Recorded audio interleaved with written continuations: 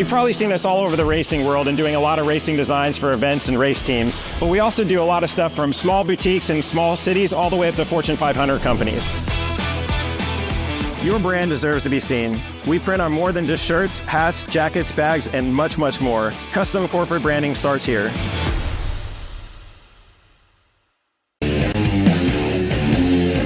I'm Jeff Gordon, and you're watching Racing America.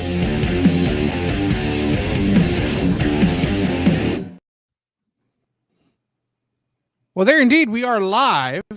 Finally live with a couple of technical snafus over at the High Five. Never technical snafus. Don't say well, that. You know, it happens. Showtime Bobby Chappie right here. Happy holidays, Merry Christmas, everyone. The Iceman, Rodney Rodriguez, that's my man to the left there, coming off a big week there up in the snowy Midwest. Ooh, man, cold. I got there, it was 7. It's 80 here.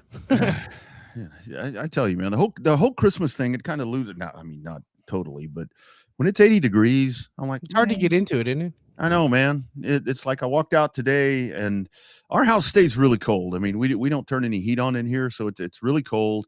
And you know, it was cold this morning. I walked out, and man, hot, sweating. Had to do a little work outside, and I'm like, man, this just doesn't quite feel like December to me. So no, it hadn't felt like December. Well, I mean, it felt like December at the Derby, but hadn't felt like December since I got back. That's for damn sure. High of I think they're projecting about 80 degrees here. So you guys can let us know what the temperature is going to be where you are, because we know that there's going to be folks checking in from around the country. And although, I mean, they told me in Springfield that it was going to be, I think, 70.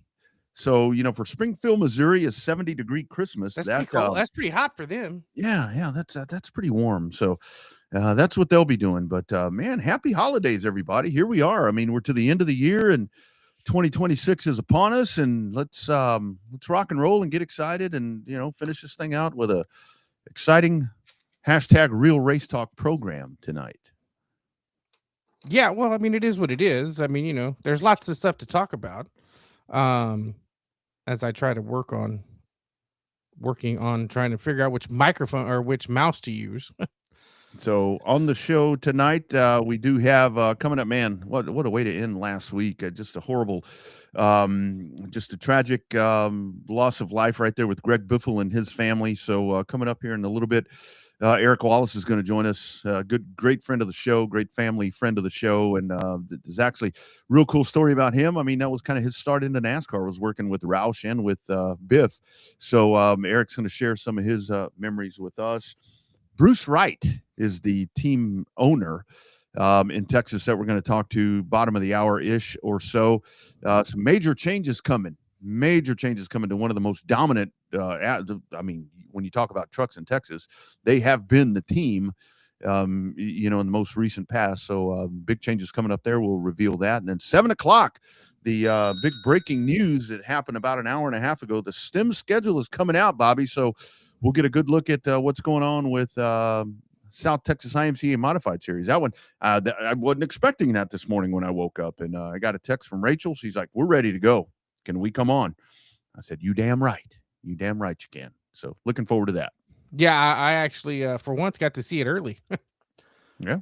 I got her to send it to me earlier today. So thanks, Rachel, for looking out for your boy here and hooking me up a little early. So yeah, so we'll break all of that down, and whatever you guys want to talk about, we can talk about.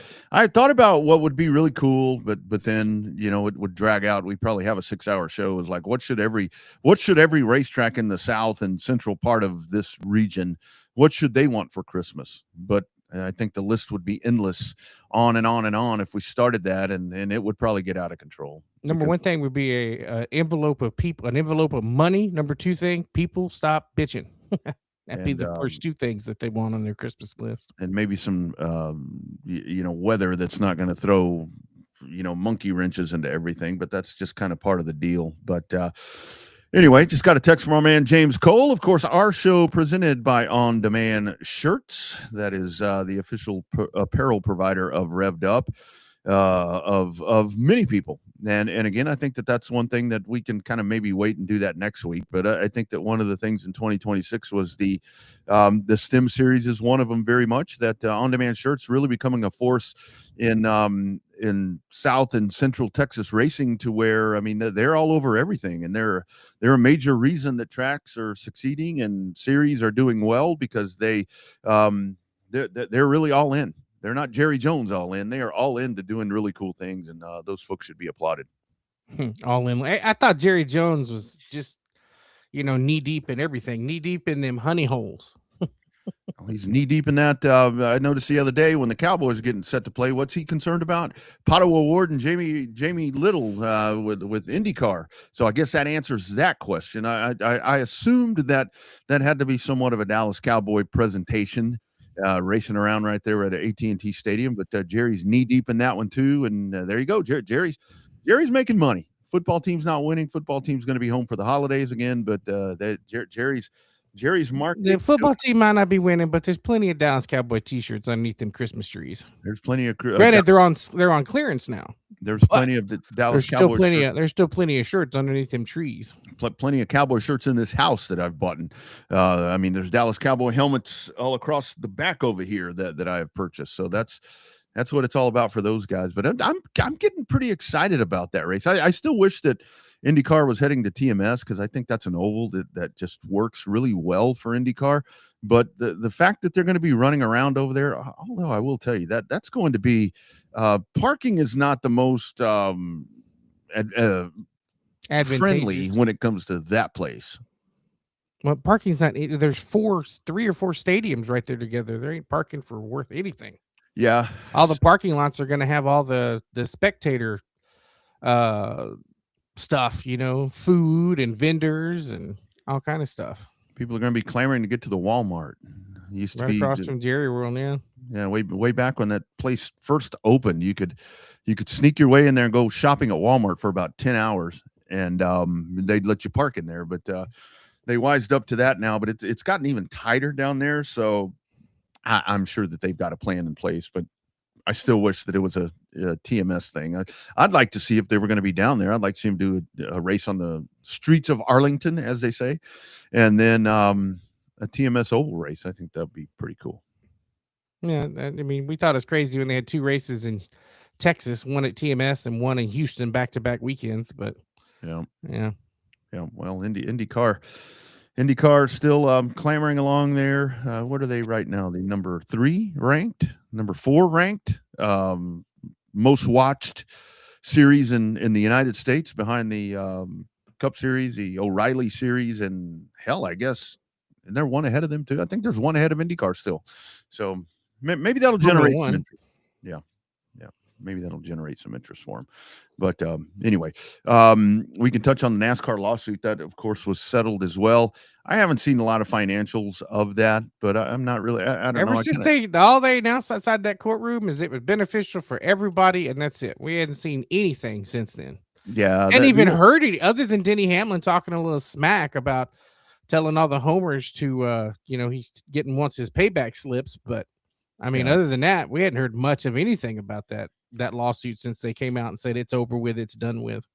Yeah, I was kind of checked out on it a little bit, to where, I mean, there's a lot of that it is interesting to hear some of those numbers and what drivers are paid, and the numbers, the amount of money that NASCAR brings in. And I mean, I guess it's surprising, but it really shouldn't be, because that they're the entity that kind of runs everything. But I don't know, I got a little checked out of it, and honestly, the whole thing was, after it was done, when you had Hendrick and Roger Penske and all these guys, it's a great day for NASCAR, blah, blah, blah. I'm like, well, why'd y'all sign the documents in?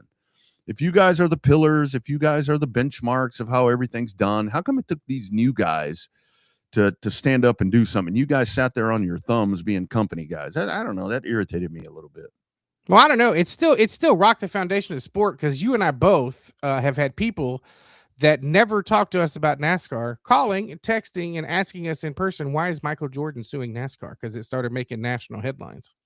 Yeah. So, yeah, and I think it's all for the good. I mean, I think that good is going to come out of it. Yeah. For the teams, I think that I hear that the sport's going to radically change. I think it'll change on the inner workings of it, probably when it comes to negotiations. One thing that I think is going to be really interesting is like when a driver comes up on a contract year. I think that it may turn into more like with some of the stick and ball stuff, to where there's more negotiation, to where it's not like here's what you're going to get paid, to where some of the residuals from whether it be the manufacturers or sponsors or all that, we're going to start hearing a little more context about some of that, I think.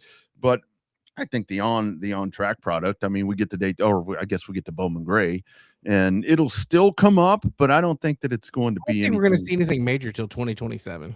Yeah, I don't. They haven't even told us what the playoff format's going to be. I know. We know there's going to be one. We just don't know. We there's two things that we know, and the two things that we've heard is that A, there's still going to be one, and B, it's not going to be a one race championship anymore. Mm-hmm. Everything else is still up in the air. Yeah, I think it's a little odd that we're sitting here. What are we, a month and a half away from the start of the season, and we still don't know that. And I think a little part of that may be on NASCAR's part with, what we just went through for the last however long. The dust settle on the the dust settle on the lawsuit. I think that possibly they are saying, all right, you think you have the upper hand? We'll let you know when we're ready. So, I mean, I don't know. I mean, the fact that everybody was hand in hand, high-fiving, and everybody was excited. I mean, that's a good thing. I'm just glad it's over. Let's get to the racing stuff, and let's talk racing. That's what we need to be talking about, not civil stuff. I don't enjoy sports for civil trials, lawsuits, politics. I come to sports to escape all that shit. Yeah, I mean, there's politics in sports, but know your audience when you show up at a joint. So there it is. Absolutely. Let's go diving in. Let's hit the hotline. We had the news last week. It was the end of last week. The very sudden passing of one of the great NASCAR. I mean, multiple time champion, multiple series, just a overall great character when it came to NASCAR. And say character because there were different variations of this guy that you would get. It was Greg Biffle, passing away in an airplane crash along with family members and some other folks. And joining us on the hotline, courtesy of Audiovisual Consultations, a dude that got his start working out with Biffle in the world of NASCAR, is our man, Big E, Eric Wallace. Happy belated birthday, my brother. Thanks, man. I appreciate it. And thank you guys for having me on.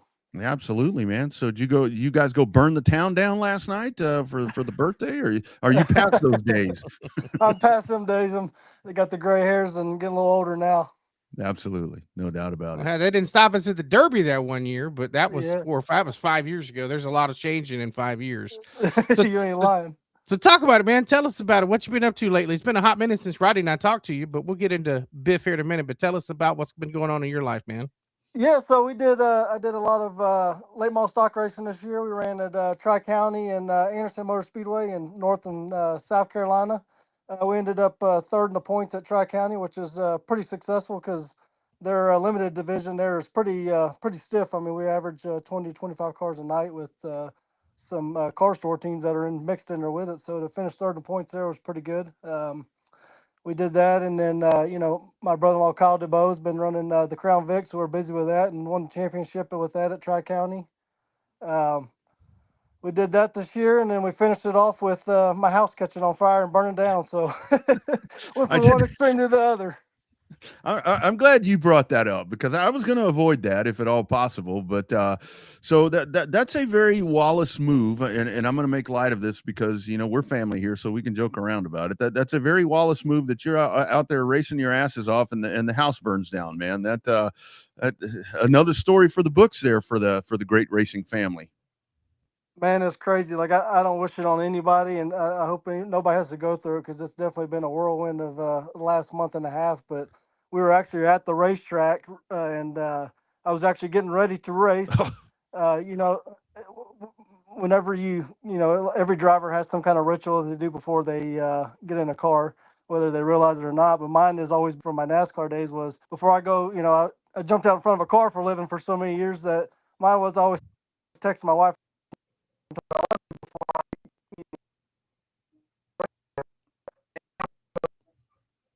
I fixed to get it on my phone, and she said the house is on fire. Well, what the hell could this be? And they were having a little Halloween party at the house with some kids, and they had their friends over and stuff. And they send me a picture comes through, and I'm like, that's some AI stuff there. It looked fake. And then I couldn't get a hold of nobody, so now I'm freaking out. Well, then finally I get a hold of somebody, and they said, yeah, it's on fire and it's burning down. And I'm like, Lord have mercy, I'm an hour and a half away. You don't know how to expect or what to think. So I jumped in the truck and told everybody, I'm like, I got to go. And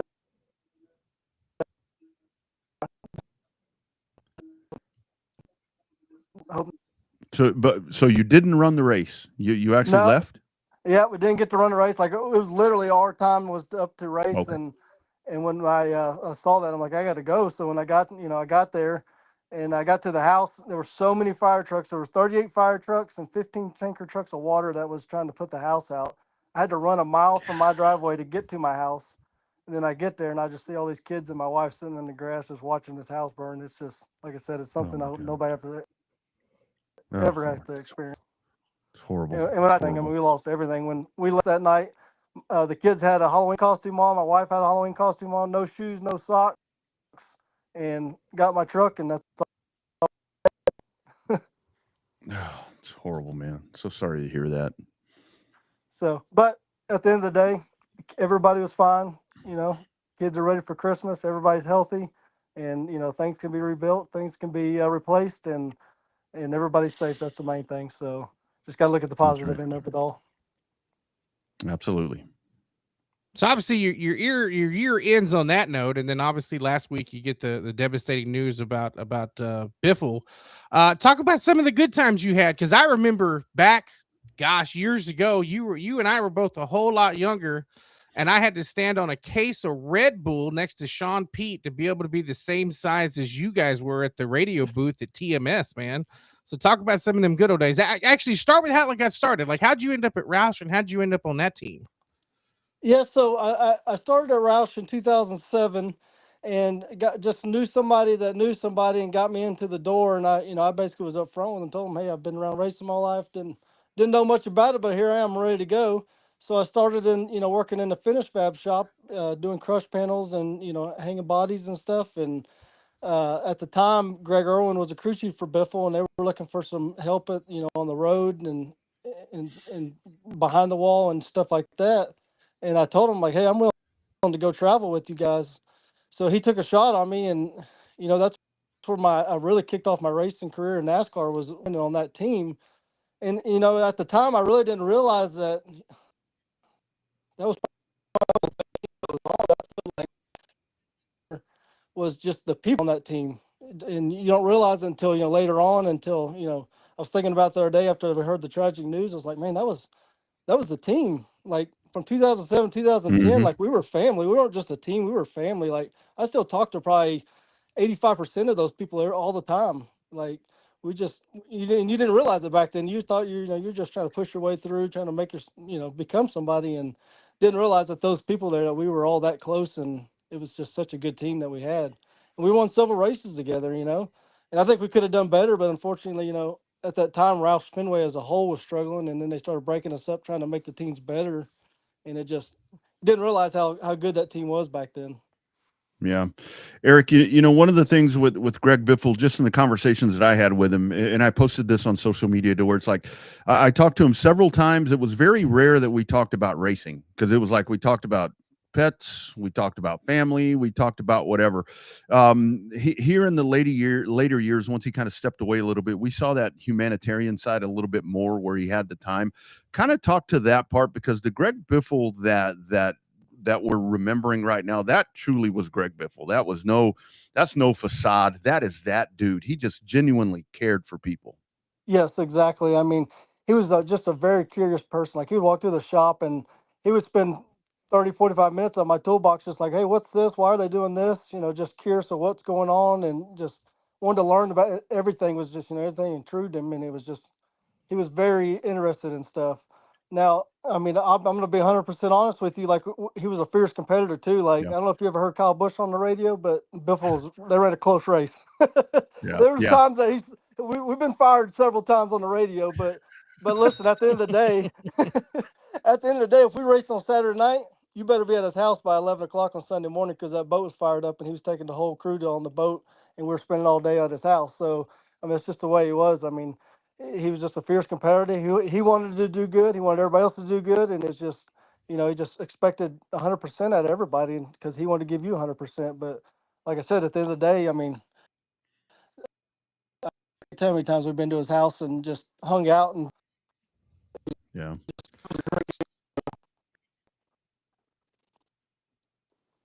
So Eric, I don't know if you can hear me. I may be cutting out on my side.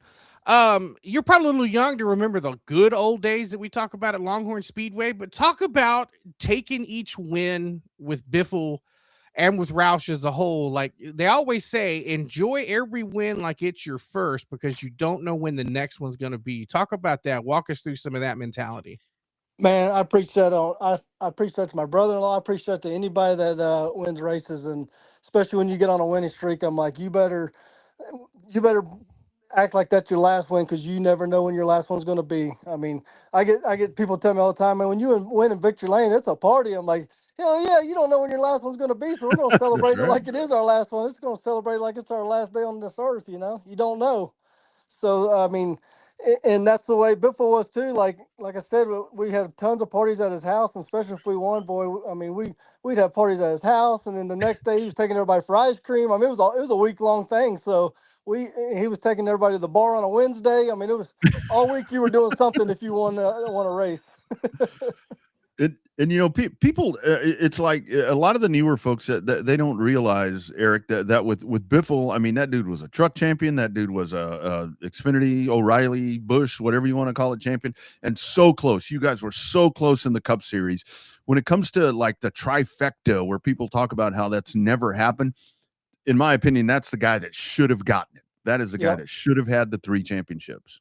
Yep, exactly. No, I agree 100%. He's just a raw talent. I mean, he showed that when, what was it, 2019 when he won that truck race at Texas and had been in a truck in how many years? I mean, that takes talent, right? I mean, look how many people get in those trucks and can't even get around the track. So, I mean, that just shows how good of a race car driver he was. Absolutely. So which one stands out for you, dude? Is it hard to pick just one, or is there obviously probably the first one is one that stands out with you, but is there one in your mind that you just we got a picture at Pocono up on the screen. Well, it looks like your tall ass is right in the middle of it, right there next to him. Yeah, right there in the middle. But which one sticks out? Because you got one or two that that stick out above all the rest of them. Man, I'm gonna say the first one and the second one. We won back-to-back, New Hampshire and Dover, and that was the first year they had the playoff races, and we won them back-to-back, and that was probably the two that stick out the most. And I would say probably New Hampshire, just because at the time Jimmy Johnson was the man. He had won so many races that year, and we passed him with, I think it was like 9 or 10 to go, and Biffle moved him a little bit, and when he moved him, Jimmy had moved him back or something. Well, I up until my house burned, I had a picture.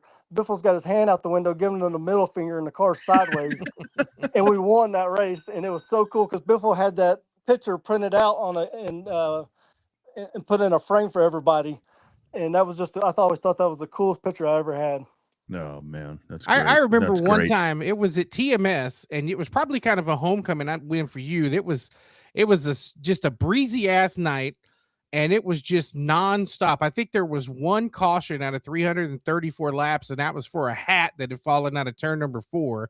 And Jimmy Johnson was smoking everybody's ass. And here come Greg just slowly getting there, knocking a little bit out each lap. And then he finally comes and wins the race. I think he led like the final 100 laps or something like that. You remember that one? Were you on the team then? No, I think I'd moved to a different team at that time, but I do remember that race. Yeah.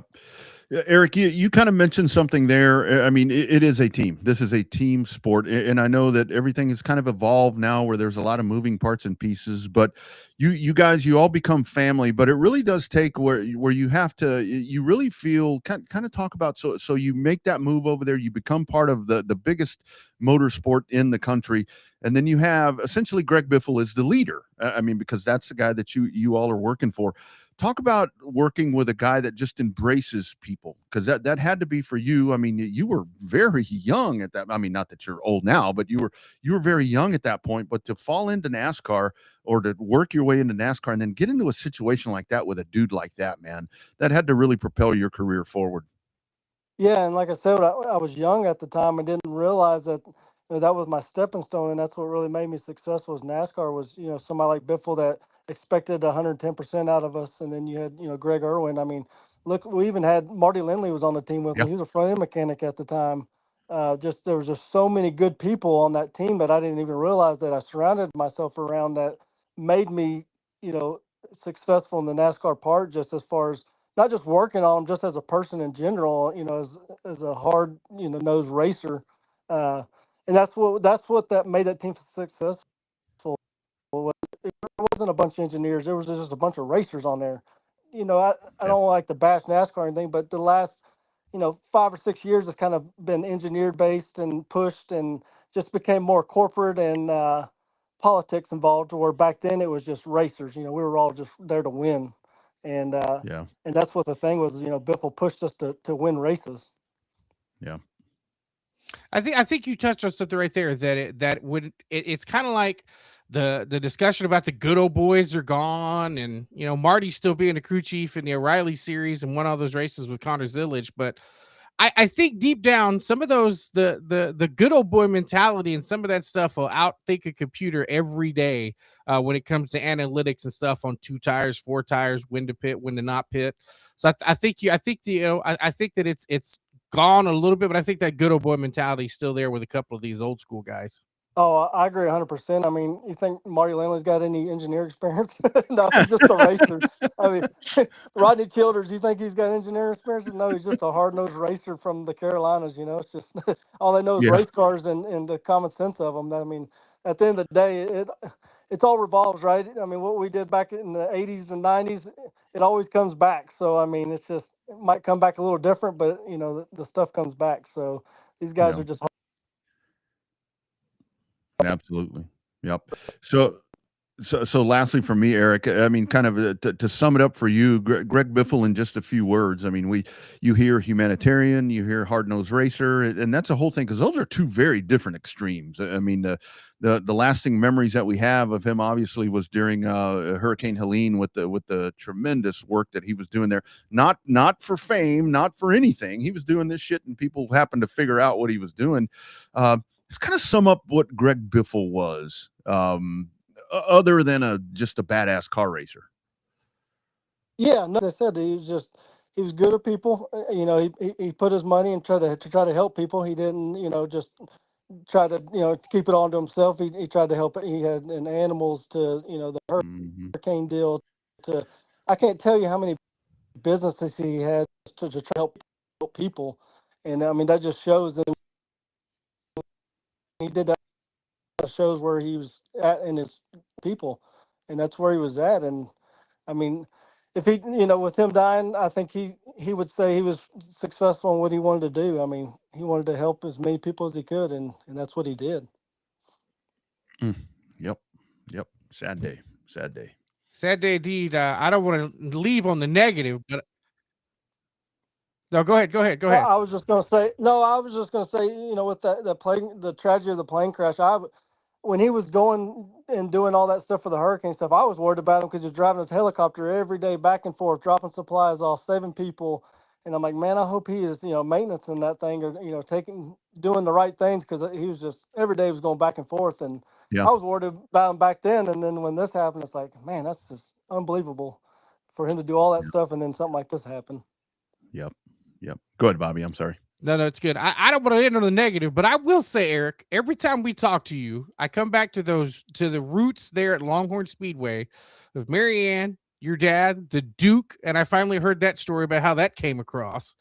But it's always good to see that next generation of racers come along and make good of themselves. And I know we've told you that before, but we're always just so damn proud of you guys, you, JC, Bailey Curry, Caden Honeycutt, all you guys that we remember from, you put your heart and soul in it since you were kids, and it's just kick ass to see you guys still kicking ass today. So with that, just because I know you had a hell of an end to your year here, so we're proud of you, I dude. appreciate it. Yeah, no, thank you very much. I appreciate it.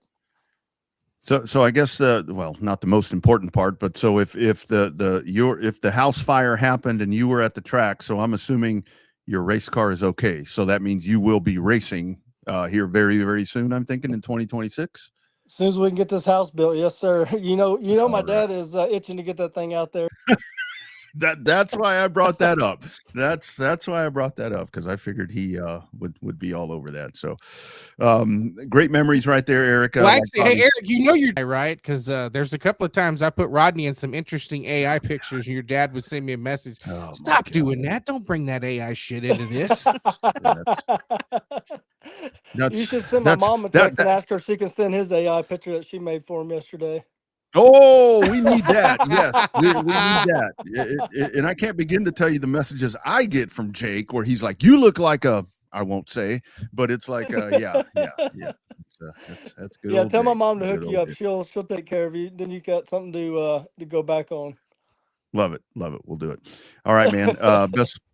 Best wishes. Like I said, let us know if we can help you with anything, when it comes to rebuilding and so forth. And Merry Christmas to you guys. I know that there's a lot going on, but we love you down here still, man, and hope we get to see you soon.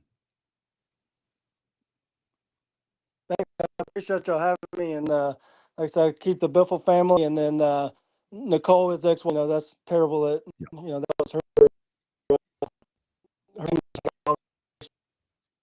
And everybody in our prayers. And like I said, I appreciate you guys.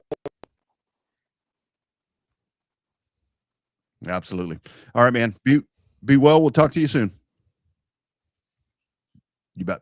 There he goes, Eric Wallace, and that was his start. I mean, think about that. You jump into the world of NASCAR and you're working for Greg Biffle. That man, that's really, really cool. Really, It's a great story. I mean, I love it when we get the kids on.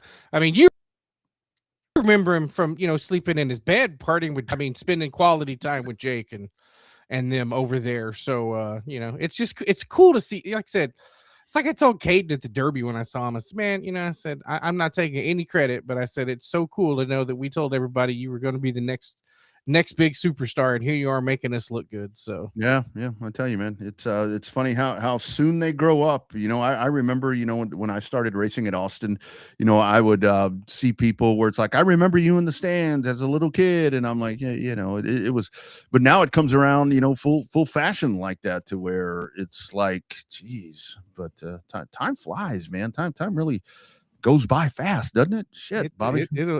We're coming up on third generation racers that we're announcing for now. No, I tell you. Did it with dad, did it with kiddo. Now we're doing it with grandsons. It's a hot minute now. We've been doing this a little too long, but I still love it. Yeah. Speaking of that, here's a guy that's kind of been, as we go back to the Revved Up hotline, kind of got them all stacked up here this evening. This is another guy that he's probably got some memories here of the Wallace family. I know this guy ends up in some of those chats when it comes to Jake Wallace, because Jake Wallace pulls no punches on this guy right here.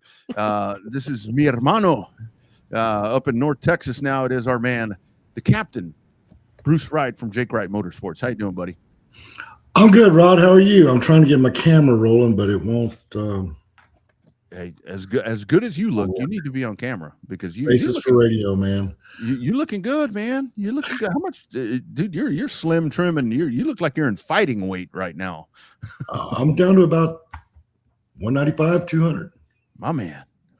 Well good done. Lord. Well done. Yeah. Hey, Feeling good, man. In a good way. Good Lord, in a good way, there, dude. Yes, absolutely. Yeah. Yeah. It's no more of those 3 o'clock in the morning fajitas and all that stuff that no, we pretty much cut down on that. Sure did. But I have to, it was awesome following Eric. But I got to say, I pray for Lori, his mama. She's married to Jake, and bless his heart, he's a very well-spoken person. I tell you, man, I'm very ashamed to say that I learned a lot of my social skills from Jake Wallace, and that explains why I lack in social skills. Absolutely, yeah. So Bruce, kind of a big night for you tonight. Announcement coming up here momentarily, but let's talk about the last decade and a few years for Jake Wright Motorsports. You guys in the trucks, when it comes to that here in Texas, and you guys have even dabbled outside of the state of Texas, Florida, Arizona, doing different things. the success that you guys have had, man. You've put some kind of program together, and when it comes to setting a benchmark with the racing, pavement racing in Texas, you guys have set that path. Kind of break that down for us, how it's gotten to this point. You know, Rod, it's looking back on it. Jake and I have had this conversation a few times, and Miss Ellie.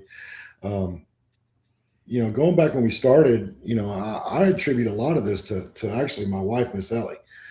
And the reason I say that is because she got us organized and departmentalized, right? So early on, you know, I mean, I was doing the best I could with what I had, but I really wasn't organized and focused. And Miss Ellie brought that part to the table to where, you know, I mean, we have certain partners that we've been working with for the last 10 years. And, you know, I can pick up the phone and I can call Greg, or I can call Robbie, or I can call Brandon Ernest, I can call Tom Buzzy, you know, and they know my builds. They know what we got. Yep. And there's that personal interaction there. And I think that was a huge part of it. Jake Kruger is massive part of it. You know, Jake, I actually have a picture somewhere where they were at the quarter midget track when Jake was, I think, probably 4 and Big Jake was probably 8 or 9. Yeah. When Christopher was still racing, you know, so that's how far those two guys go back. You know, so when we started putting this thing together, you know, the goal was, when we got rid of Midnight, we're going to put together a championship truck, and we're just going to put all of our focus on it to see if we can build a quality piece. And, you know, John Heil built the base chassis. Jake Kruger put the rest of it together. Miss Ellie and myself, we put all the ancillary pieces together. And I can't forget Travis and Joey.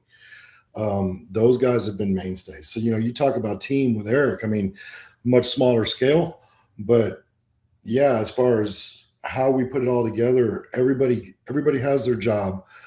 Greg Davidson told me years and years and years ago, you win races at the shop. Yep. Right.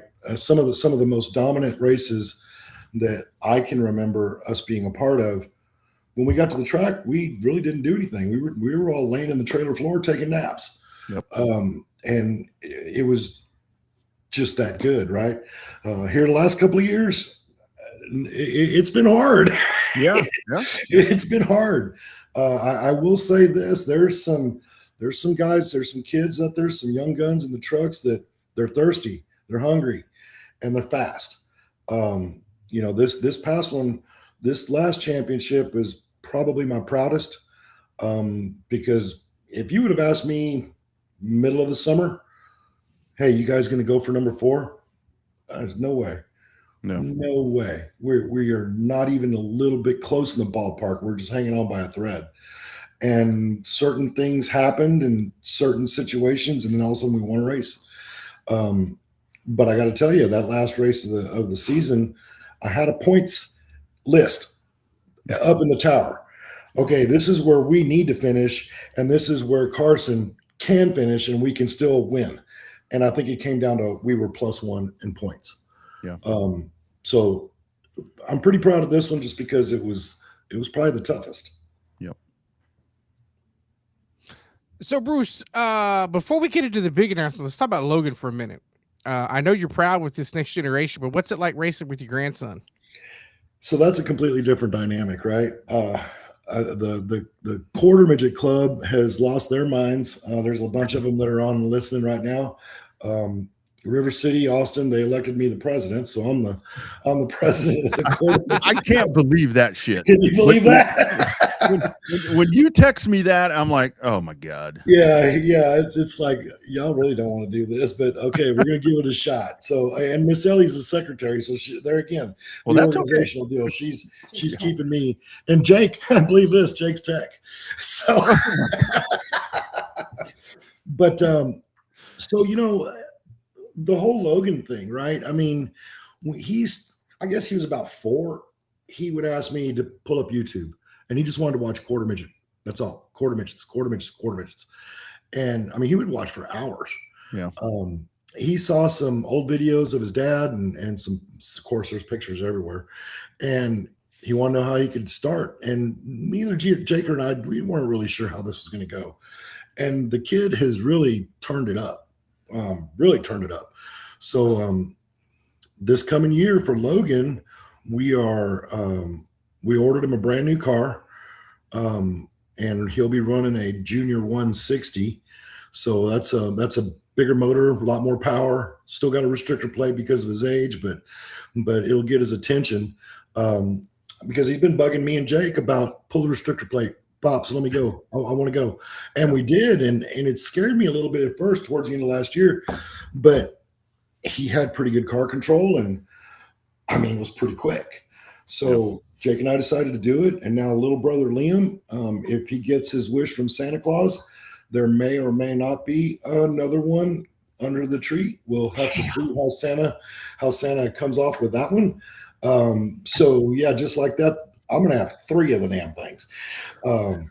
And another sidebar of breaking news, I got contacted through NASCAR Youth Series that they're hosting a national event at Circuit of the Americas hosted by the Austin Club. And that's going to be May 7th, 8th, and 9th. So that's during it's a sports car weekend. Yep. It's not Formula One. It's not NASCAR.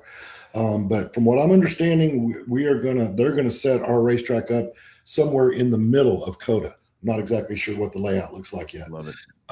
So yeah, I'll be down there that week of May helping the NASCAR Youth Series and everybody get set up. So we're looking forward to that. A lot of big stuff on the quarter midget side, and that kind of ties into what we're going to talk about here in a little while.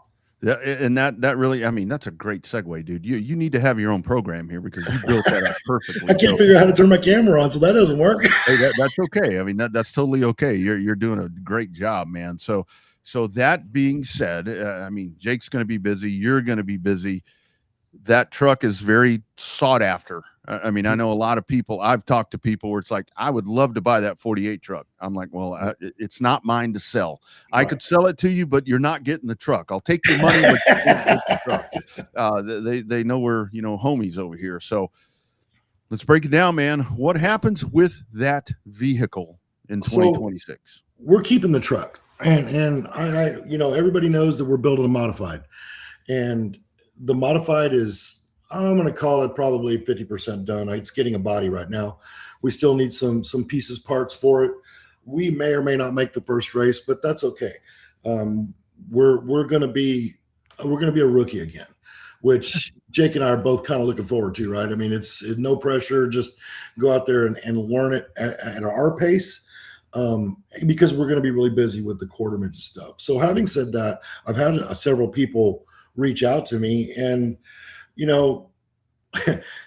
Logan, going back to Logan, I guess I would say it's probably 2-3 months ago, he found a picture of his daddy in the legacy car.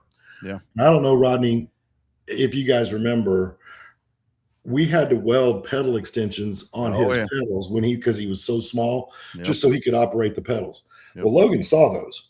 And he looked at me and he's like, Pop, can we do that to the truck so I can drive? I'm like, whoa, time out, brother. Hold on. We're not quite ready for that yet. But it got me and Jake to thinking, because Jake flat told me, Dad, I'll run the truck or I'll run the modified, but I'm not doing both. Right. Mm-hmm. The truck series is very important to me. The truck series, we've been in it for 12, 13 years, something like that. And of course, we've won a lot of championships with it. I want to support the truck class. Miss Ellie won't let me drive it.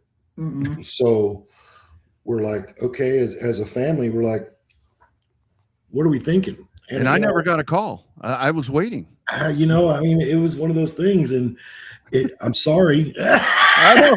I was second choice. The story of my life. I was the second choice. And I got to thinking a little bit, and I was like, and you guys have heard me say this, and I've said to Marianne, Gina, anybody who'll listen, I never really thought that there was a really good, we always talk about the quote unquote pipeline, but there's not really a good pipeline from the quarter midgets as the kids grow up through to the big tracks, right? Other than the legacies. And it's hard to go from a quarter midget or a bando to a legacy. That's a big step. But at least if you got that, then where do you go out of a legacy? Yeah. And enter this family that we become very, very good friends with. There she is. What's up, Sally? Hi. You're gonna have to show me how to turn on my camera. Started talking to Riley and talking to her parents, and I watched her for probably over a year, and I don't know that there was any one particular race, but I felt like, you know what, this girl given the right piece of equipment, I think she can really rock the house. And so with no further ado, Miss Riley Allen is the new driver of the Jake Wright Motorsports number 25. Take it away, Donald. I'm very grateful for this opportunity that Bruce and Jake have given me. And they were gracious enough to let me run my number. We met Bruce through quarter midgets. They were entering as I was retiring. And so at the time, my dad was president and we needed his help with a couple things. And that's how we kind of got to know each other. And I also got to help Logan a little bit with like lines and stuff as someone who raced quarter midgets for 10 years. So I believe that's how we got close. And then just over the past 2025 season, he's watched me and the whole family gave me the opportunity to race the pro truck for next season. So Riley, for you, we've watched you, we've kind of grown with you throughout the season. You've been on this show a couple of different times. I mean, winning races, and then Pensacola. I mean, you set the world on fire in Pensacola, and it just had a bunch of people fired up to see you. So this next step for you, obviously a bigger vehicle and so forth, but you had a little time in this truck. So kind of talk about just the time that you've been able to be on the track and in this pro truck, and kind of the differences that versus the legacy, and obviously with the much smaller cars that you've run before. Yeah, so the very first time I got to get in the pro truck, I was very nervous because, well, obviously it's not mine. So that, that gets held to its own, So I was really nervous, and I know that it's a very high profile truck, and there was other people there, so either they would think that it was Jake in it and it wasn't running very fast, or they just thought that I was testing it for the weekend. But that being said, for the very first time getting in the truck, I feel like it went phenomenal. Like, I was running really decent laps, and I got a hold of it pretty fast. And coming from a legacy, it's much different. It's a lot more power, obviously, but the legacies don't have power steering. So It did take a while for me to get used to that, but it's definitely a lot more fun than the legacy. I bet. Hey, Rodney, does anybody else know what you texted me about the other day? No, and I didn't know that legacies didn't have power steering. So Riley, stay on the line with keep an open line of communication up there with Hot Rod up there, because he's going to be needing your help here coming up in the next. I don't know, next 6-8 weeks. He'll probably be getting some tips from you about a breaking news that you won't know till after the show. My mouth has overridden my ass once again, believe it or not. But anyway, so for that, Riley, when it comes to, I think that one of the things that makes us even cooler, and Bruce, you can chime in as well. I mean, Riley, it's been a good year for you at Houston, and this will originate there at HMP, and I'm assuming it'll be a full campaign there at Houston. You're really good at that track, and I think how does that help the confidence level in moving up, even though that it is a totally different genre that you're going into, but you're really damn swift at that racetrack. Yeah. So this year. Well, the beginning of the year was a little rough. It started off pretty rough. But during the summer, when we got the chance to go down to Five Flags Speedway, it really turned around from there. I got my very first podium in the legacy. And then after that, we were just getting podiums left and right. And then even at Mobile. And then I got my very first win back at home. And then after that, I felt so confident in the legacy, and the fear of anything bad that could happen just totally disappeared. And I believe that has really helped with practicing in the truck. So that being said, I am a little nervous around the truck, knowing like the drivers that are out there, but I'm definitely not as nervous as I would be if I didn't have those wins in top fives and top threes under my belt already. For sure. Well, and so one of the things that Riley and I have talked about is realistic goals, right, for this year. You know, top fives. Let's shoot for top fives. Let's shoot for, finishing races and staying out of trouble. If we can contend for a win, let's contend for a win. Consistency. Let's just be consistent with our racecraft, right? Really learning the technique and understanding where your brake zones are, where your cut zones are, where you're on throttle, off throttle, those things. And you'd be surprised, man. I mean, you can miss your mark 6 inches and you've wasted a lap. Yep. And you got to be able to throw that lap away mentally so you can get back and hit your mark again. So work on those things. And just be consistent and have some fun. If we win a race or two, then the points will come the way the points come. But no pressure. We'll be okay. Win a race or two. No pressure, Riley. No pressure.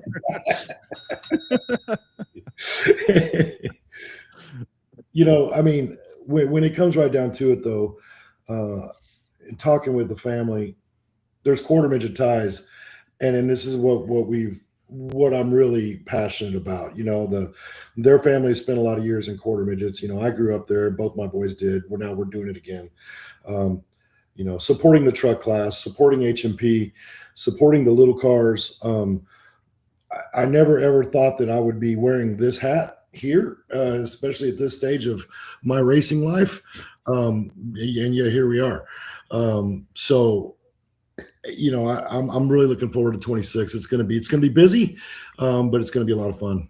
So Riley, for you in 26, I guess it is. Yeah, 26. I keep seeing the truck 25. So 26. So will it be any legacy stuff? So will that go to the side? I saw that the micro's gone. So what? And you didn't clean the tires. I saw somebody posted right away. You didn't clean the tires. Come on, man. So will it be just strictly trucks for you, or will you do other stuff when you're not behind the wheel of the Jake Wright Motorsports number 25? That's weird to say. So we do want to continue to run the legacy when we can.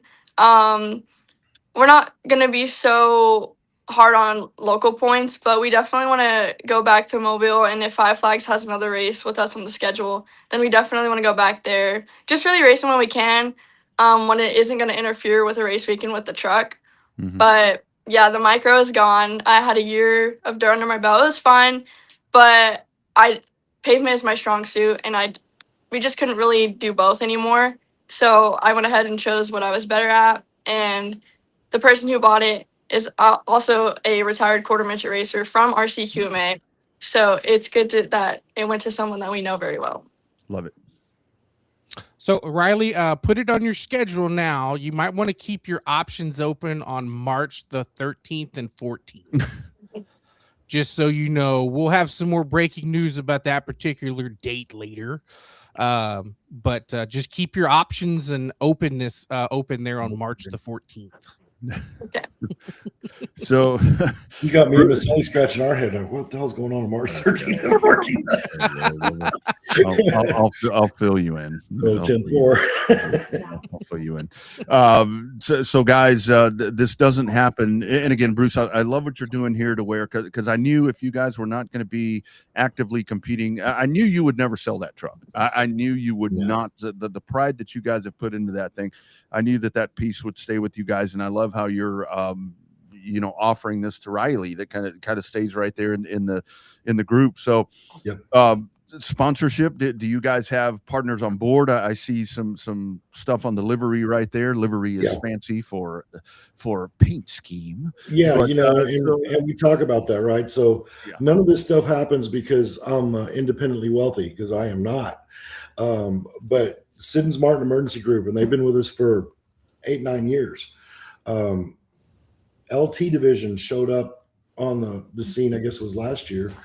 And they're a staffing company that staffs, they temp service for trades, like, electrical, mechanical, HVAC, things like that, and just an excellent resource of talent.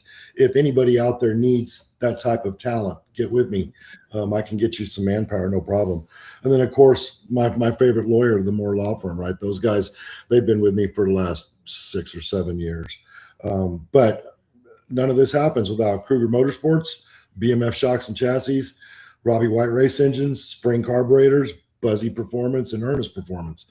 And, even though they're our partners and I pay them, I still feel that it's necessary that those guys get as much credit as everybody else does, because without those guys, none of this stuff happens. Yeah, absolutely. And I don't want to put the cart before the horse, but any chances, guys, that you do some with the truck, that you do some mobile or some Five Flags or any of that kind of stuff? I know that this is going to be very slow going into it, but I see Riley kind of snickering right there. So any chances that you guys kind of venture out? It's possible. I'm not going to never say never. Let's just see how it goes. Yeah. Yeah. Yeah. The only thing missing in this whole deal, y'all, is we got to get Riley one of them really good nicknames, because you can't go from the showstopper in the 48 to just little old Riley. I've been calling her Sally. I've called her Peppermint Patty. I've called her Penelope Pit Stop. I haven't really come up with a good one yet, but I'm gonna. Yeah. I'm open for anything. Yeah. It'll all work out, I'm sure. Man, this is really exciting. Bruce, man, I'm so excited for what you guys going to that next level with what you're doing right there.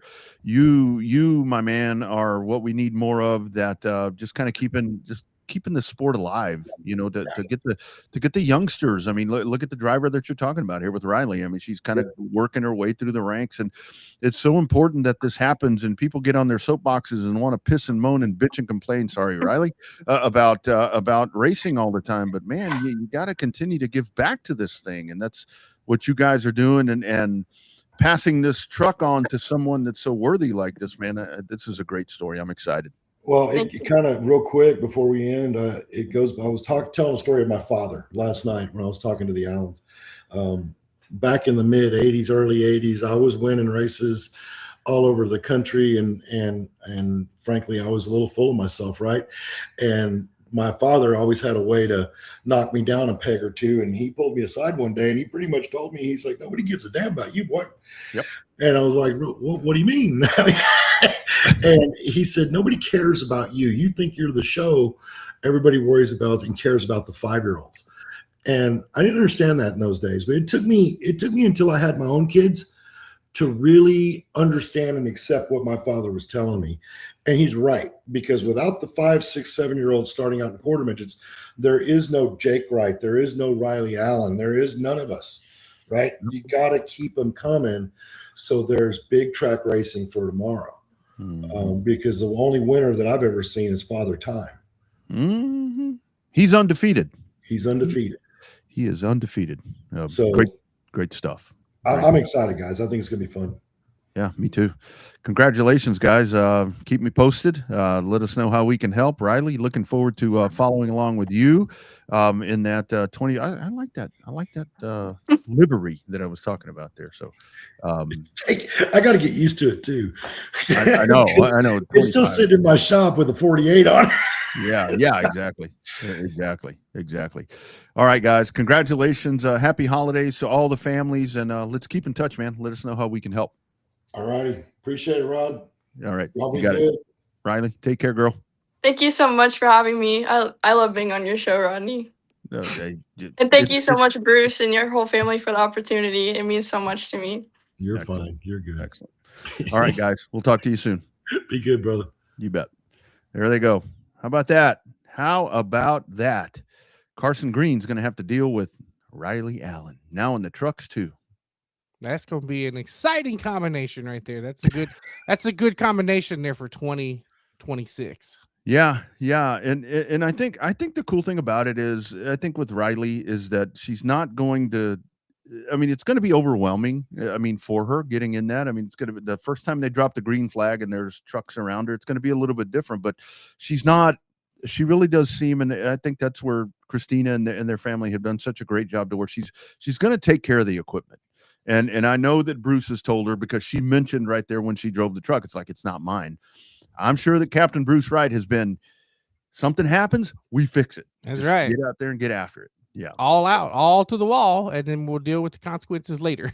Yeah, exactly. Exactly. So, yeah, Magic Mike Knotts checks in. They didn't have cars for kids when I was 7. When I was 7, they were like this size, like these little Hot Wheels back here. That's what we did. We had to make like, you remember the dirt tracks where you would run your snap tights around there? That's what we did back in those days. But yeah, really cool stuff. It is Riley Allen heading to the truck series there. She will be behind the wheel of the number 25 Jake Wright Motorsports. That's going to take a little while to get used to.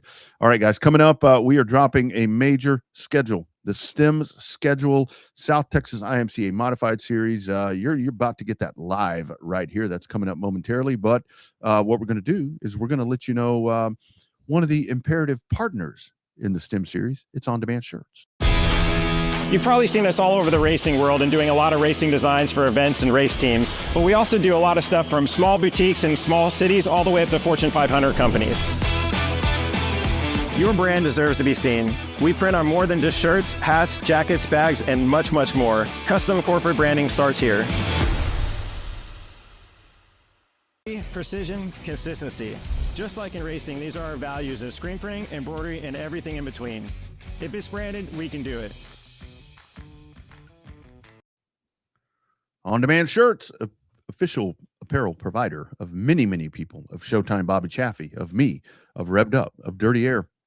I had somebody ask me, I was wearing a Dirty Air cap the other day, and somebody said, "Hey, what's Dirty Air with Rodney Rodriguez?" I'm like, it's me. So it grabs attention. It grabs attention, I guess, is the important thing. Well, I mean, that's what they're for, right? I mean, Right. it's to promote yourself and your sponsors when you have a racing T-shirt. So That's right. That's right. And they will hook you up. They will hook you up. They are also the title sponsor of the South Texas IMCA Modified Series. Nick, I'll do it. It's the Southern Touring Modified Southern Series. That's right. Still stems.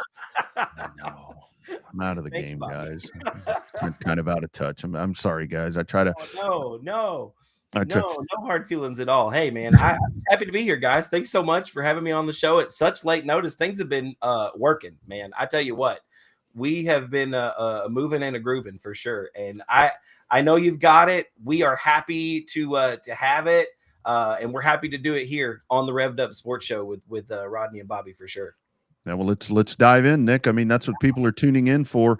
The much awaited schedule has come out for the Southern. There she is. Yeah, there it is. There she is. It's been a lot of work put into this thing, man. I cannot thank first of all Rachel and James for working with me. I'm new to this promoter hat, Bobby. I know you've worn it before, Rodney. I know you know what this is all about. And it's a lot of teamwork, man. And the three of us have really put our noggins together and worked hard to hammer this dude out. Also, every racetrack that you see on that poster right there, every single one of those promoters deserves a tip of the hat. One, for running a racetrack in 2025 and doing it again in 2026. That itself is no small task. But two, for taking a risk on a series that is ambitious and looking to grow. And backing that full, 10 toes. They're all behind us. And we've got a lot of stuff going on here that we're real proud of for sure. Absolutely. You got to say, I was only privy to the first event opener. It's the only thing I knew, right? Because I was very happy when the powers that be down at Texana wanted to double check, make sure I was going to be there for the 13th and 14th. So, it's a good mix of tracks. You've got to, I'm partial to Texana dates, but I really like what is happening with the doubleheader Friday night at Waco and Saturday night at Cotton Bowl. I think logistically that makes more sense than going from north to south. I think that's a quick rear end change, and they're Yeah. ready to go. So talk about trying to make that work. I know you had some guys that were really interested in making that happen. Yes, we did. And I'll be honest with you guys, the number one was James Cole himself. Like, he has been from the get-go of the three of us getting together and trying to work this thing out. His whole thing was, I want drivers to have good value for their dollar. They work hard, they put a lot of money and time into these race cars. We're already asking a lot of them to come and run with us, and we want them to know that we've got their back and that we want them to get bang for their buck. And these 2-day, even if they're at separate tracks, we tried really hard to make sure, that pairing with Heart of Texas and Cotton Bowl, that's just a 2-hour drive. It's about 120 road miles to get from one to the other. It's a pretty common thing that happens anyway, with Waco being a Friday track. A lot of those drivers will come and run Cotton Bowl. So we were just excited to grow that, expand upon that. And we're just really excited to see all this come together. We've been literally working since the end of October to put this dude together. It's been very fast paced and a lot of moving parts. There are still a couple of TBDs there. We are working. I will say this. We're working really hard with 2 other new tracks. We're looking to have 4 brand new tracks to the series this season. I can't quite say which 2 we're working with right now, but we are talking with 2 different new tracks to the schedule. So that'll bring us, 3 new tracks this season altogether is what we ultimately hope to have. And we're very excited about what this looks like right now. And Nick, the one that is listed right there, April 25th at 105, I think that is such a great get right there, because that market right there is one where we're kind of 105. I call Waco the equator when it comes to like Texas. But capturing a racer at 105, and I don't think weather's going to be an issue. I mean, that's a really good date. Kind of talk about the 105 thing there, because that's a market, I think, where you're going to pull some dudes in, and it's going to add to your regular roster of drivers. Yeah, I want, again, shout out Joey at 105. And I should say this would bring us to 4 new tracks if we can get those 2 locked down for that July weekend. But yeah, Joey at 105 has been a big help. He's taken a big risk. They're not an IMCA track. They don't have a lot of IMCA mods that run there on a regular basis, or around there really on a regular basis. And really just want to thank him again for giving us a show, taking a risk. But I think you're right, Rodney. I think the time of the year is right. We've got a good break on either side of that date. And I have heard personally from a dozen or so drivers that have been like, why aren't we going to 105? When are we going to race at 105? Got to get a show at 105. I'm going to be honest, boys. That's the only track in the state that I have yet to announce a race at. So I'm just looking to fill in the card for the state right there. There you go. There you go. Very excited about doing that and being there. And again, Joey has been just a great help and a willing racetrack and a willing promoter to work with us and make something happen. And again, all of the folks that I've spoken with from Mariana Cotton Bowl, David and Amanda there at Heart of Texas, Ray and Mike at 37, Cord and Monty at Texana, and Chris and Harry up at Rocket have just really worked really hard with us to make this thing come together. It's been so fast paced, and it's especially the last 48 have just been a whirlwind of like making it happen, because we had this wild idea to release it now with y'all about 48 hours ago is when this came about. And we've just all been nose to the grindstone. I can't say enough for James and Rachel.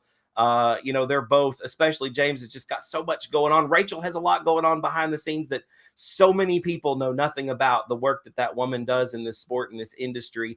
And I'm just a face, honestly. I just get to come on here and talk about it, but they do a lot of work, and it's really been fun to make this thing happen. Absolutely. I felt bad. I texted her about the schedule to see if she could send it to me a little early so I could see it. And I was like, oh, wait, you're back off the boat, right? She's like, yes, I'm off the boat. I didn't want to bother her on the boat. So, no, I think it's a great schedule. I got to look at it, and I was really pleased at the number of tracks, and they're spaced out enough to where, you got a guy that can come and run, or gal can come and run a couple of races in the beginning of the year to see how they fare. And then if you got a guy that's out of points for his local track, has a couple of bad races in the beginning of the season, here's a perfect schedule to kind of come and cherry pick to make your year. Yeah. You got national points on the line, you got regional points on the line, you got state points on the line. Like this is a great, it's a great standalone series, but it also is turning into the perfect supplement for the series for the guys that want to run for those big time points. And I think that's what we're really excited about with this, Bobby. You hit the nail on the head. I mean, you see, we're running that very last weekend there at 37. That is the final weekend for IMCA points, for national points. So if someone's like, dang, I need another couple good races to get to my, my 50 that they take my points with, we've usually got good full fields, and the competition is stiff. So if you want to get, full field points, that's a big one right there. Ray and Mike were really big in making that 2-day show happen. And I think that really these tracks that are working with us and helping us give the racers that value for their dollar. I mean, we've got a few racetracks on the schedule where we've got 3 shows. We've got 3 shows at Cotton Bowl, 3 individual dates at Cotton Bowl, 3 at Texana, 3 at 37. Those are really the core tracks that have been with us pretty much since day one. And hats off again to those three places. They're fine facilities, fine promoters, and I can't thank them enough for making this happen and for taking this risk and for getting us there. 3 shows out of a season is a big ask, and they're more than willing. All of them were on board from the get-go. Yep. Nick Robbins dropping the STEM schedule right here on Revved Up tonight, pre-Christmas edition. I do want to ask you about the one date in there, the Rocket Raceway Park date. So that one there, I mean, I love, because folks do, it's like expand, they're wanting a bunch of dates in North Texas and all that, but I love what you're doing right here. And then you do it at the Mize Memorial. Yes. Talk about that part. You get in on that part of the program, you get on that card. They're going to lay you guys out a really nice picnic basket right here and show up on this night. And I think that it's kind of a perfect storm of good, like the location of Rocket, the timing of the weekend. That is right before Supernats in Boone. Yep. That is going to be a good time for drivers who are, especially Texas drivers or Oklahoma drivers that are going up there. They've got new pieces. They're looking to shake something down, as one last hurrah, just to make sure that everything is right before they go to Boone. And again, it's a big, important race in this state as well. And I've had the privilege to be a part of several Mize Memorial races. I was at the very first one at Grayson County Speedway like 10 years ago at this point. And it's really, really a special race. It's near and dear to my heart. I've been away from it for a few years, and I'm glad to come back and be a part of it. And again, Chris and Harry taking over Rocket and making that place work and keeping it alive. And we're just happy to be a small part of it. A big show for them and hopefully a big show for fans. We're looking for things to just go really well there. It will be an increased purse, as you can see there. I don't know exactly how much. That really just depends on marketing partners and stuff like that, and drivers and fans coming out and supporting it. But if I know anything about Chris and Harry at Race On and running Rocket, like, they are promotional masters. They are going to make this thing happen. It is going to be big. They love racing in the state of Texas, and they support dirt track racing in so many ways that so many people don't even know about. And again, I'm just happy to be back a part of the team and make this thing happen, man. It's going to be great. Absolutely. So 2 things, 2-parted. Number one, I will behind the scenes is that a lot of people were asking me during the off season for Texana. They requested 3 things. They said stems, sprint cars, and late models. Well, luckily we got 2 of the 3. Working late models in South Texas is a hard get. It is. But I love the fact that stems will be with us 3 times. That Texas 2-step to open the season is going to be a lot of fun. And then I was going to say that the 37 race, I think, to start the season with those IMCA the guys that are coming down in January, I think that's going to be a good way to go support the season start. Even though it's not a stems race, right? A good way to get introduced to the state of Texas drivers and stuff like that. Absolutely. And there are, as you boys well know, there's some big IMCA names that will absolutely be coming down for that. There were some big ones here last year. Ray and Mike have got a good little show on their hands, and I think there's going to be some special stuff coming out that aren't maybe public knowledge just yet. That's going to be good stuff coming in the next few weeks for that show. So or a couple of weeks, I show you. It's coming up soon. So keep your eyes peeled for that. That showdown there at 37 is going to be a big one to start the year. I'm excited. I will be on the mic with Chris Workman for that show. Very, very happy to be a part of that. And big thanks to Ray and Mike again for having me out and inviting me to come on down. I'm just really excited with how this thing has turned out. I know I've said that a lot, but it's real. It's palpable at this point.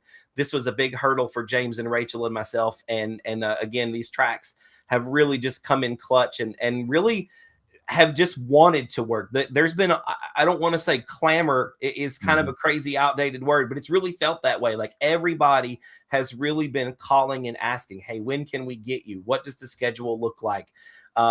Cord and Monty really wanted to be first. They spoke up early and got that show locked down.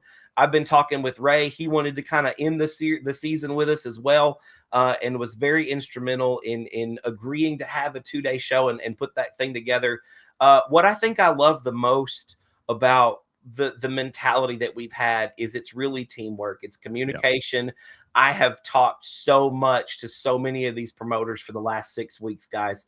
They've been available at any moment of the day, have answered all of my questions, and have really worked really hard to make this as easy for all of us, not just James and Rachel and myself, but we want to make it easy for them. We want to make this an easy sell. We think that our purse is competitive, not only for the drivers, but for the tracks themselves.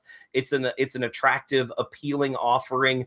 And especially in South Texas, to keep quality modified racing alive, really, especially in South Texas. But as you see, we're expanding. We're going north. We're looking to move ahead and expand our market. And again, bring those quality South Texas drivers to the north side of the state and make them run for some good money and make those North Texas guys. I'm thinking Abbey Brothers, especially a lot of good hot shoes, maybe some Southern Oklahoma wink, WG coming on down to do some racing with us as well. Yeah. I'm looking for big things in 26. I think that having this schedule out makes James and Rachel and I all just breathe a big sigh of relief that it's almost done. As you can see, it's 98% complete.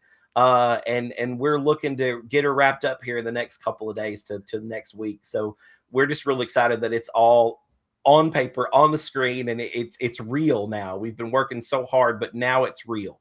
Yeah. And Nick, last one for me, something that you've mentioned a couple of times during this conversation. I think that race promoters right now, I think that they're realizing with the competition to get the consumer in there, to get the fans in there, to get the customer in there, it's really imperative that you do everything that you can and even work together to try to spread the wealth a little bit. I mean, because whether it's 37, Cotton Bowl, Texana, I mean, everybody needs to kind of be able to cooperate to make this work, because it really is a collaborative effort at this point when you have a series like you guys that you can drop it, sprinkle it in there, and everybody succeeds at the end when you do this kind of stuff. And that is very true. And it again, tip of the hat to all those promoters. And it's also something to keep in mind when you're running these IMCA modifieds. There are a lot of tracks across the state that run them either regularly or some of them that run them weekly. And we're trying to make these shows for a traveling series, but also not take away from the market for those weekly tracks. We've really had to work with those promoters and with those racetracks. And again, I just want to thank them all for making this as easy as possible, to where we're not stepping on IMCA weekly points racing toes. I mean, we've had conversations with Brett and Jim at IMCA to make sure that we're making them happy and that we're working within, the bounds that they've got set, and trying to abide by all the rules possible, both, for the race cars and just for the series itself and for the class itself to live and survive and thrive in the Lone Star State. The size of the state presents its own set of unique challenges, but it also it kind of is a double-edged sword where it feels like it's a regional thing, and that makes it easier to break down as well. And it's real good to see the sense of camaraderie and feel the sense of camaraderie that all of these promoters have worked. Again, like I said, new series, or it feels new. It's new to me. Right. I know that this will be year 3 for the series itself, but it feels new to me. And they've worked really hard to make it as easy as possible. And I just thank them all so much. Absolutely. Well, it's going to be a lot of fun. We appreciate the last minute Christmas Eve opening gift here, right? So that's a good thing. Obviously, Roddy and I look forward to being partners with the series, and obviously with the affiliation with On Demand Shirts. I got one too. Yeah, with the affiliation with On Demand Shirts, we look forward to working with you guys all season. Obviously, I noticed there's a couple of dates that I'm going to try to squeeze out of Texana and go support you guys when I can away from Texana. So I'll keep in touch that way, and we'll go around and see what the schedule holds for 2026. See how much fun we can have out here in the great state of Texas. I love it so much, guys. And again, thank you so much for having me on the show and letting us break this news, man. The partnership with you two already has been fruitful for us, I feel. And I just love getting to be on screen with you, on the air with you. It's great. I look forward to doing it more often through 26, perhaps in some different capacities. I'd love to talk about that for sure. This looks great. I'm so excited to be a part of the team for sure. It's going to be big. And I think that the drivers are pumped. Promoters seem excited. And I know that James and Rachel and myself are all excited as well. And as clear as both of y'all. So we're just thrilled about it all around. Looking forward to it, man. Congratulations. Merry Christmas, by the way. Yes, you too. Take a deep breath. Take a deep breath and enjoy the holidays, and then get your ass ready because it's time to go to work. So it is. It's time to go to work. Marketing partners. I'm going to be looking to you next. That's step number 2. We've got this out of the way. I'm on the phone all the time, so I'll get my information out there for sure. But yeah, we're looking forward to it for sure. Yep, looking forward to it. All right, Nick, take care, man. Be well. Thanks for jumping on, man, and looking forward to 26, brother. Thanks so much, boys. Have a great Christmas. You got it, man. All right, you too, man. You bet. Thanks. There he goes, man. I like that schedule. That's a nice compliment to local tracks. That's a nice compliment to a series. Yep. And the best part is I get to help kick it off. Well, that's the start of spring break for us. The whole thing is, what I like about that is that it's not, because when we saw the rebrand, when we saw the change, I like that you're going to Rocket, and I like that you're going to 105, but it's not an overabundance of boom pushing to the. You're not kind of putting your regular people to the side to where it has been the southern part, and with those dates that you have right there, I mean, with Cotton Bowl and with 37 in Texana, you're going to continue to satisfy. I think what you're going to have right there is when folks that typically go to those 3 tracks in the South, if there's a chance to go to 105, if they can go to the Brian Mize Memorial, they're going to make that trip. And in my opinion, that's good for business for the series, for the tracks, and you'll have people that want to come this way as well. So I like that schedule, man. That is really, and the dates in there, the time off, that back to back, Waco and Cotton Bowl just makes so much. God, it makes so much sense, doesn't it? God, that. I mean, the haul from folks don't realize, to go from Waco to Corpus Christi. And again, I mean, I love the racetrack in Corpus Christi. It's one of my favorite racetracks, but man, that is not an easy drive. That's not an easy drive, not hauling a race car. Right. And if you're tired, you're hungover, you're whatever the case is, that's a long ass way to go. So that, those double headers, man, are going to be pretty badass. And I know they're going to kill it on the social media side. So I'm looking forward to that part. Yeah, it's going to be a lot of fun. I'm looking forward to helping out the best we can with those guys and gals, absolutely, including Rachel. So yeah, there you go. So there's your man, what a night. I mean, we've had memories of Greg Biffle with Eric, and we talked with Bruce Wright in charge of the quarter midgets. That I didn't have that on my 2026 bingo card. He called me a while back, and he's like, "You're not going to believe this." He said, "They voted me the president." I'm like, "Was there nobody else available?" We say that, but Bruce is such a good dude. I mean, it's they've done some really cool things with what they've done with the truck, and I think with Riley jumping in there, like we said, she's going to take care of the equipment, and I think when he said win a race or two, I don't think that's really out of the realm, to be honest with you. No, I don't think that's too far-fetched of an idea either. Yeah. Comments popping in right there. There's Logan Dinsmore fired up. This right here, and again, like I've always said, if I want to be at the racetrack till 3 a.m., I want to do that on my own accord. I don't want it to be because of what's going, like at the Derby, when you were stuck there till 3:30, 4 o'clock in the morning. I get that. You're trying to get the show in. But when it's a shit show and you're sitting there trying to get this stuff done, no. So yeah, that's really cool. Rachel is off the boat, and it was. This came together really fast when she said, "Hey, can we be on? We got the schedule." I'm like, I didn't even think you were that close. So boom, it's done, and you saw it right here. That's good. News breakers. That's what we are. News makers and news breakers. If it's your first time watching the show, don't forget to check out the socials. Revved Up Sports Show on RUSS, Revved Up Sports Show there on Facebook. We are at Revved Race Talk on X, as well as the YouTube page. It's Dirty Air Media. You know that one. I think so. Something like that. Something like that. All the information, the hub of everything, RevvedUpSportsShow.com. Go there. It'll take you to everywhere that you need to be. Take you to everywhere. Yeah. We're trying to get up the number of subscribers to the YouTube channel. That's one of the big goals for 2026, so we can find ways to work with YouTube a little bit more and different things. So yeah, check it out. We're looking for bigger and better things coming up here in 2026. If we could cap all the stuff we've done over the course of the last 9 years, 10 seasons of the show. And speaking of that, so next week, we will have almost next year. So when is New Year's Day? So that is Thursday. So a show early in the week. So kind of put in your memory bank. Let's talk about New Year's resolutions. I mean, that can be drivers, that can be promoters, that can be whatever. We'll kind of work on those. Start filtering those onto the social, probably on the Facebook page. Start dropping those on there. We'll share some of those, and we can kind of banter about that next week and kind of go back and forth on what 2026 looks like. I mean, if you're Riley Allen, I think your New Year's resolution is done. I think if you're Nick Robbins and Rachel Plant or Rachel Stewart and James Cole, I think that's a big burden off of you with a resolution that your schedule is 99% done. I'm curious about that TBD. That one kind of has my attention a little bit. It's always great when you have a schedule with a TBD because you just get all excited. You're like, where are they going? What are they doing? It gives a lot of options. It gives them a lot of options to fill in stuff right there. So great conversation. So what else do we have? So we've seen a lot of schedules dropped. I mean, you've seen series schedules dropped.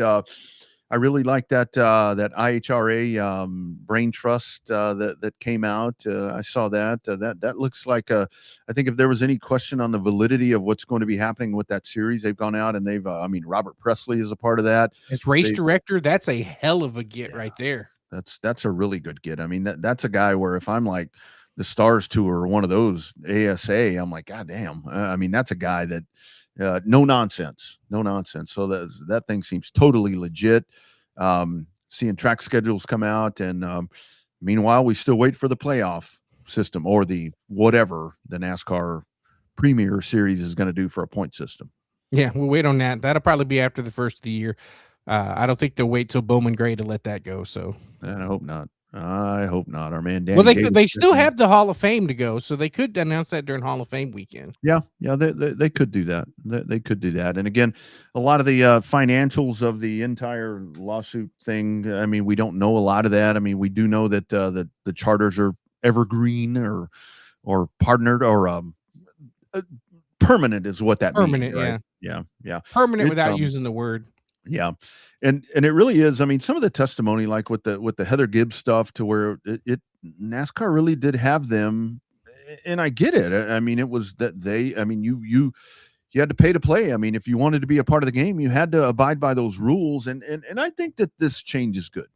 And I see a lot of people saying, what's NASCAR going to do to win back the fan base? To me, winning back the fan base is a lot more than this lawsuit thing. I think if anything, maybe this lawsuit thing will win back some of the fan base to where it's a little bit of a kink in the armor of NASCAR, because people are just so soured on NASCAR at this point. Well, it makes them vulnerable. And that's something that NASCAR has never been, is vulnerable. Yeah, exactly. All right. Great program. I mean, when it's there, when you play in somebody's sandbox, it's their rules, right? So it's good to see that the sandbox is the landscape of the sandbox is changing. We just don't know exactly how much is changing, but the sandbox is still going to be there. Yeah, they're still going to have to play in NASCAR sandbox, and that's just part of it. And that's where I think that a lot of, Bobby, to me, is like with the World of Outlaws and High Limits, to where, again, there's going to be some divide. There's going to be some split in there to where, you can say that maybe that hurts. But I think at the same time, that makes the organizations, the series, the sanctioning bodies, I think it makes them be better to where it's like you have to be a little more with what's going on, to where it's not so much like with NASCAR to where they are. I mean, they are, when it comes to pavement racing, they dictate everything. I mean, even if you look at it with the short track racing, with the regional program, I mean, the major tracks, other than some of these ones that have the supers and all that, you've got big super late model events and all that, and where the Cars Tour go. But anything that's really considered a major asphalt short track, and even some of the dirt tracks are NASCAR sanctioned, and that's not cheap to be a part of. That's the other part of it, to where it's like, why didn't Houston get HMP, or why didn't HMP get NASCAR sanctioned? Because it's a lot of damn money. That's a lot of money. That's a lot of money. Then you got to tie in the dates and everything. So there's a lot to it, and I think that's something else that we can kind of work on during the off season is really tie in, like what Nick was talking about right there. Is get these promoters in here and let them talk about. We've tried to do that in the past. Well, we have done that in the past, but I think back then, Bobby, it went over people's heads to where it's like, okay, it's just a promoter talking about whatever.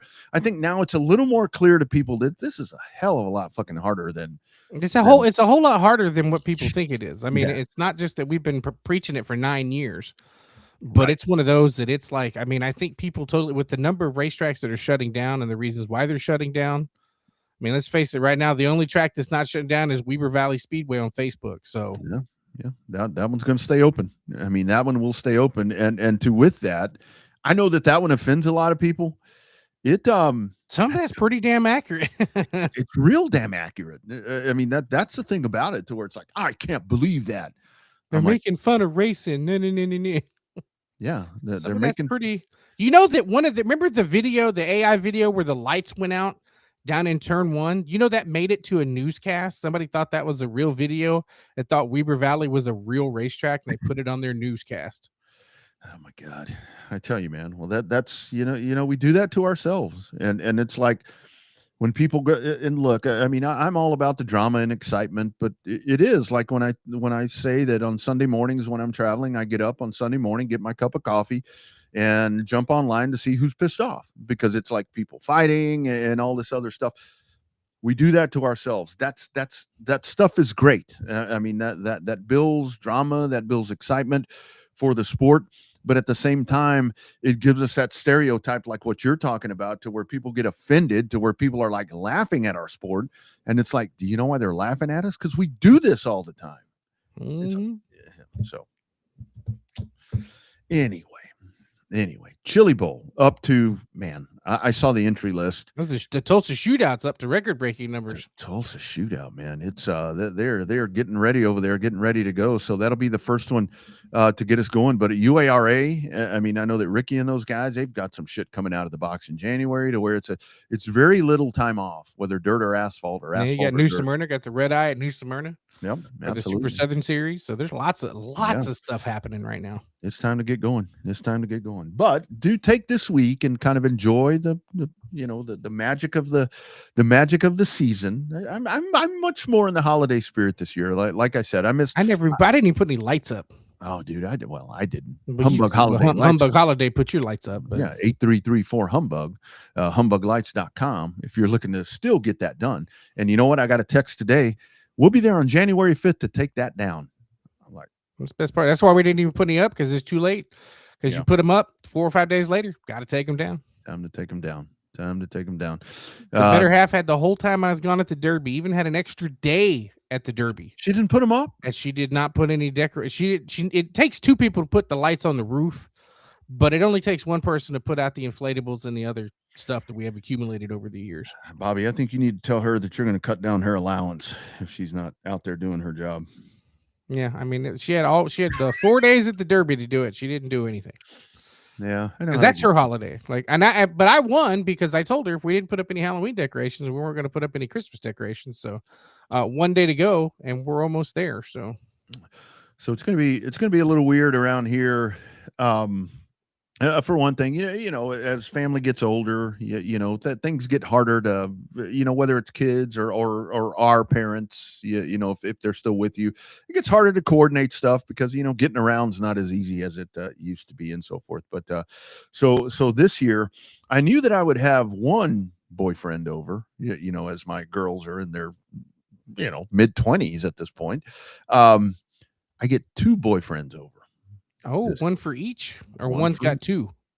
Fuck, I don't know. Probably, Bobby. It's not often. It's called a throuple, I think, is the correct term for that nowadays. Yeah, that's. I was joking around this morning on Texas Sports Unfiltered. I said, so if you're looking for a present for your wife, girlfriend, or both, And somebody got offended. What do you mean by that? I'm like, well, some people have both. Both. But yeah, so I'll have 2 young stallions here with us on Christmas Day. So That ought to be fun. they better watch out. You got the shotgun by the door already? No, I'm going to start cracking beers at 7 a.m. and I'm going to be in prime form when they get done. Both good dudes. I know them both well. So they have. Is it the same dude we met at Super Bowl for one? Oh, yeah. That dude's a lot like me. That's the one that we kind of, it's like just a good old boy. Gotcha. Yeah. The other young man, he's a little more, it's night and day. It's night and day with the 2 of them, but the girls are night and day. Yeah. Oh yeah. Well, they're both Caucasian, but what I mean is they're very different personalities. So yeah, that'll be me on Christmas Day, entertaining 2 young stallions over here with my daughters. Oh, and there's a Cowboy game on Amazon Prime that you get to watch during that time too. Oh shit, that's right. I'll be up here in the studio, so they'll be doing their own thing. So all right, that's good. Makes it even better. Yeah, helping you out. Always helping you out, brother. Always 3 helping you games. out. 3 games. The NBA's got to be thinking, man, this is our day. This is our day. Our season starts on Christmas Day, and you NFL people are putting the Cowboys on, for crying out loud. Doesn't matter if they're in the playoffs or not. Everybody watches the Cowboys. Some to watch them win, most to watch them lose. Yep, and they do that well. But bowl games galore. You'll have some bowl games. I'm getting ready for. I'll have post-game duty on the 31st, middle of the afternoon, for the Cheez-Its Bowl, Texas and Michigan. If Texas has anybody left. Yeah. What do you think of playoff this weekend? How about them Sooners? How about them Aggies? Yeah, I'm a group of 5 guys, so I was disappointed all weekend. So, oh god, it just means they'll get their own playoff. You need your own playoff. I mean, that really that fixes a lot of things, and I don't think that the G5 should be rewarded. Congratulations, come on out and get blasted by Oregon. Yeah, they'll end up getting there. And really, I was thinking about it today, even though this is a racing show, we'll talk a little football. Is that you could still have the exact same TV package you have now, because ESPN and some of the other sports leagues, they promote G5 on G5 games, right? They have conference deals with the G5 teams. You could still have your G5 teams playing your Power 4 teams and allow the schools get a little bit of, a couple of million for those ass whoopings they get. But then when it comes down to it, ESPN will be able to showcase some of those playoff games, and it's going to be just like the FCS. Yeah. You're not going to have to wait for the bowl games. You're going to go after Thanksgiving weekend, boom, playoffs start. Yeah. Boom, home team, better record, home team. Next round, better record, home team. Have a neutral site for the national championship for the G5 and call it a day. And 2029, I think, is when that happens. And I heard, the whole thing is because some people are, up in arms about the bowl system and so forth. And you've got a bowl going on right now to where it's Western Kentucky and whoever, and it's a good game. Although there's a guy laying flat out on the ground right now, so that's not a good thing. But I heard something this morning to where, what do you do with the bowl system? And I really like this idea. Is our man Aaron Hogan? Not that I sit there and listen to the competition, but I do like to listen to the competition to hear what they're talking about. But he was talking about, here's how you preserve the bowl system to where you take like Labor Day weekend when the season opens, make that kind of bowl season to where your opening games are you get some really good matchups, and that's where you do your bowls. I mean, whether it be the Cotton Bowl or whatever, and have really marquee matchups. But the whole thing with that kind of defeats the purpose of you've got Notre Dame's not going to play USC anymore because that's detrimental to playoff chances. So if you could just structure, I say it like it's easy because it really is, like what you're talking about. You see it in some of the other series of college football. Just have a playoff system. Do what the NFL does. The NFL, it just plays itself out, and you get the teams that need to be playing each other, and that's kind of how that works. But yeah, Bobby, they don't change that for a reason. For us to sit here and talk about it every freaking year, and sit here and have these discussions. Yeah, well, Tech and Oregon will be a good game. I think so. We'll see if the old a little concerned about Tech's lack of offense, maybe, but we'll see. It's good defense. My cousin Rodriguez is pretty damn good on that. Right. On that Tech defense. Yeah, he learned that from me.